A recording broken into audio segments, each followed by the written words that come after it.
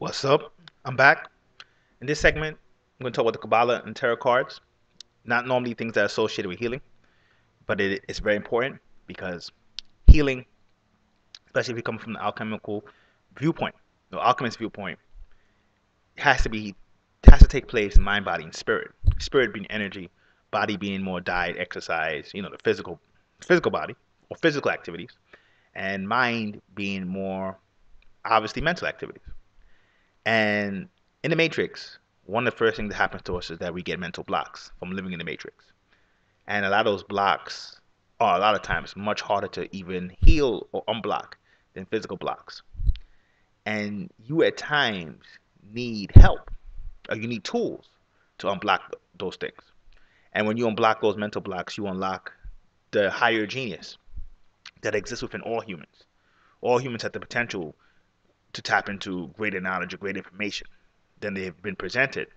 The problem is a lot of spiritual systems tend to kind of approach things like you're already perfected and you don't have blocks.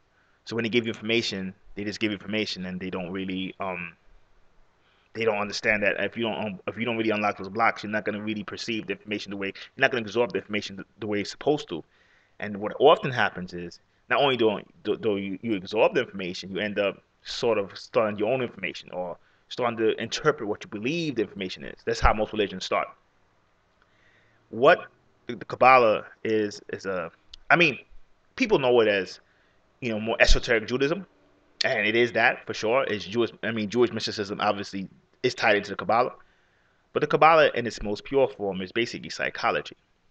It's basically a way that the Jewish mysticists and Jewish alchemists who had Egyptian origins, it was a way for them to kind of unlock your mental blocks using symbols and something that they call a tree of life, which is the tree of life is like a mental blueprint of where your consciousness is going to go. So you can start off on what they call malakut and end up at Keter, which is the top. So from 10, you go all the way to 1. It's like a blueprint, and it tells you each direction. Like when you look at a tree, it's like you're down on the bottom and you're going up. And sometimes you go this way, sometimes you go this way. But at the end of the day, you have to basically hit every sefer to achieve the balance needed to keep ascending past a certain point. So it's a form of psychology. And what a lot of modern alchemists like to do now is combine Kabbalah with the work of Carl Jung, and who was a practicing alchemist himself, but he was a psychologist, so he kind of merged psychology with the Kabbalah. Oh, sorry, psychology with alchemy. Sorry, he merged psychology with alchemy, so he kind of invented his own style of psychology, which for modern alchemists is a very effective tool to unblocking mental blocks.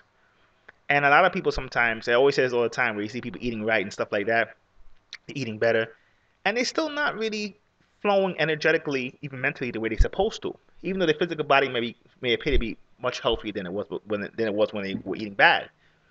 Part of that is because, excuse me, part of that is because you really can't separate the mind, body, and spirit. So if one is unhealthy, the other one will get affected eventually. So in a sense, you have to kind of hit them all at the same time. Or even if you approach one because you might be sick, so you might be sick in the body, you might have to get the body first. That's fine, but you have to go to the mind and the spirit eventually. Spirit being energy, so energy being yoga, energy work, stuff like that. If you don't do that, it's imbalance. And I think the Kabbalah or the work of Carl, and if you could do both of them or study both of them, a lot of the work of Carl Jung, I think helps because I think in a way what happens is people don't really understand how important and how much mental blocks they do have. So when you receive information, you see information on the internet and you read some books, you could have read 1,000 books. If you have those blocks that we all have because we grew up in the matrix and the education system is bad, it's not perfected, and it's actually corrupted, and you know your brain is actually designed not to be able to process certain type of information. So people ask, how come I tell people information, I tell them the truth, and they don't process it because they have mental blocks. The scary thing is they might have mental blocks, but you have mental blocks too. So even the way you present the truth may seem chaotic. So to a person who's egotistical, like most people in the Matrix are, who probably have more blocks than you would, because even though we have blocks, we have enough blocks to see that something's wrong with the Matrix. But the person who doesn't have, who has even more blocks, when you present the information in a chaotic way, kind of more because yeah, conspiracy material oftentimes is real, but you have to know how to present it. Um, if you don't, you come off looking crazy, and that's because the person is so blocked. The ego makes their own assumptions and it assumes that you're crazy. So in a sense, what you have to sort of do is kind of play chess with the ego, if that makes any sense. And oftentimes, you can't play chess with the ego if you have blocked yourself. So I find the Kabbalah is a very good system to address your mental blockages. And the tarot cards now come in as well because most Kabbalists, I'm not going to say most Kabbalists, but not mainstream Kabbalists, but more serious Kabbalists would probably use the Kabbalah, the Tree of Life, and the tarot cards together. The tarot cards is definitely a way to unblock your blockages. And yes, there are many divination systems that exist, many. And there may be some divination systems that if you use it for purely divination purposes, probably better than the tarot cards.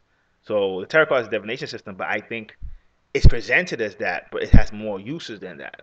Its primary use is to actually unlock your higher genius, unlock your mental blockages.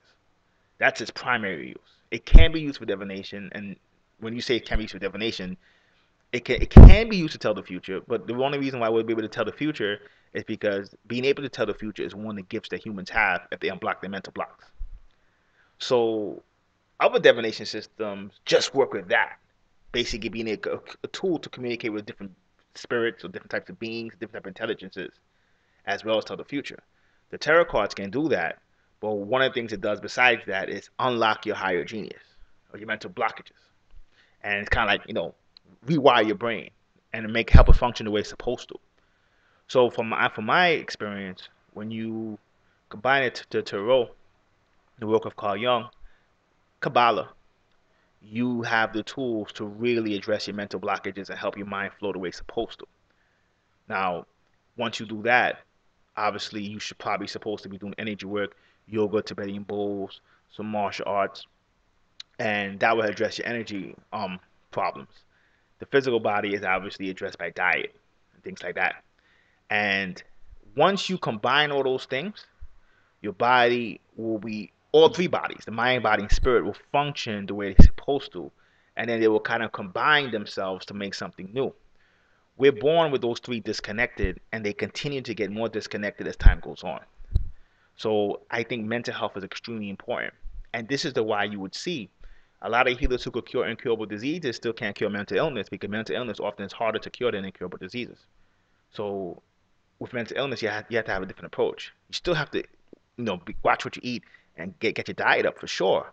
But you also have to do things or activities that address the mind as well. So the Kabbalah, the Tarot are definitely good places to start. A lot of people associate the tarot cards with evil and stuff like that. Tarot cards are just a tool. Um, a lot of times, what we perceive as evil and bad and stuff like that was taught to us by somebody else. And often, most of the time, it's that they're misunderstood.